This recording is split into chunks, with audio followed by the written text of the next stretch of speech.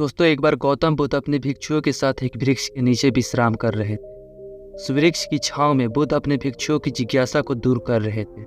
बुद्ध के सभी भिक्षु एक एक करके उनसे प्रश्न पूछ रहे थे।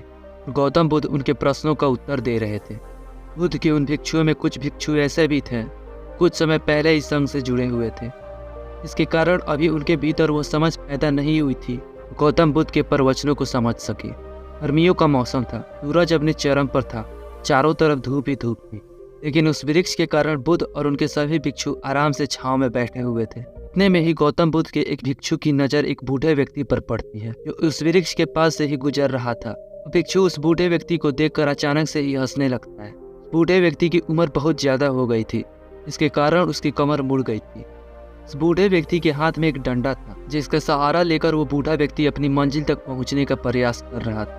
बूढ़े व्यक्ति का शरीर केवल हड्डियों का ढांचा मात्र ही था। अपने भिक्षु को हंसते हुए देख बुद्ध उससे कहते हैं, मेरे प्रिय भिक्षु, कृपा कर हंसो मत, कि जिस व्यक्ति को देखकर तुम अभी हंस रहे हो वो कोई साधारण व्यक्ति नहीं है, बल्कि वह व्यक्ति इसी क्षण तुम्हारे जीवन को रूपांतरित करने की क्षमता रखता है जो आज तक मैं तुम्हें सिखा नहीं पाया।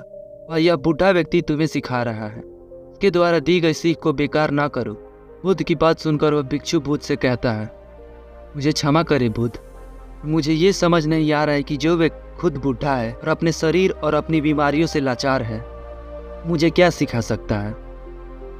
बुद्ध उस भिक्षु से कहते हैं, यह बूढ़ा व्यक्ति तुम्हारे भविष्य को दिखा रहा है। इस बुढ़ापे को और लाचारी को देखकर तुम अभी हंस रहे हो, वो बुढ़ापा और लाचारी तुम्हारे जीवन में भी आने वाली है। और बूढ़ा व्यक्ति तुमसे कह रहा है, अभी भी समय है, स्वस्थ शरीर को अच्छे कर्म करने के लिए उपयोग करो। अगर तुम्हारा ये स्वस्थ शरीर हाथ से निकल गया फिर से वापस नहीं आएगा। अभी तुम्हारा ये शरीर सही काम कर रहा है, जैसे कि तुम्हारे हाथ, पैर, आँख, कान और ये सभी चीज़ें सही से काम कर रही है। क्या यह छोटी बात है? क्या तुम इसे मामूली बात समझ रहे हो? यह घटना कोई साधारण घटना नहीं थी जो अभी तुम्हारे साथ घटी, और यह घटना तुम्हारे जीवन को बदलने की क्षमता रखती है। ठीक इसी तरह की घटना ने मेरा जीवन बदला था, और इस तरह की घटना के कारण ही आज मैं बुद्ध हूँ। फिर वह भिक्षु बुद्ध से कहता है, क्षमा करे बुद्ध, परंतु मेरे मन में यह विचार नहीं आया कि मैं उस बूढ़े व्यक्ति से कुछ सीख सकता हूँ। उसे देखकर केवल मुझे हंसी आ गई। इस पर बुद्ध ने कहा, ऐसा इसलिए हुआ क्योंकि तुम्हें अपने भीतर कहीं न कहीं लगता है कि जिस स्थिति में आज वो बूढ़ा व्यक्ति है उस स्थिति में तुम कभी नहीं आओगे। जिस बुढ़ापे का और लाचारी का सामना आज वो बूढ़ा व्यक्ति कर रहा है, तुम्हें लगता है कि उसका सामना तुम्हें कभी नहीं करोगे, इसलिए तुम उस बूढ़े व्यक्ति को देखकर हंस पाए। तुमने सच्चाई को नजरअंदाज किया। अगर तुम सच्चाई को देख लेते तो चाह कर भी अपनी आंखों के आंसुओं को नहीं रोक पाते, परंतु तुमने सत्य को अनदेखा कर दिया।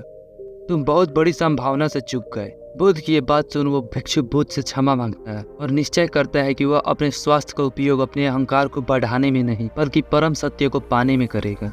दोस्तों, ऐसा ही हमारे साथ भी होता है। हो सकता है आप बड़ी बड़ी समस्याओं में हो, लेकिन फिर भी एक बात को हमेशा ध्यान में रखना, जब तक आपका स्वास्थ्य ठीक है तब तक आप किसी भी बड़ी से बड़ी समस्या से बाहर आ सकते हैं। इसलिए बुद्ध ने कहा कि हमारा स्वास्थ्य हमारा सबसे बड़ा उपहार है जो हमें इस सृष्टि से मिला हुआ है, इसलिए इसका सही से उपयोग करें।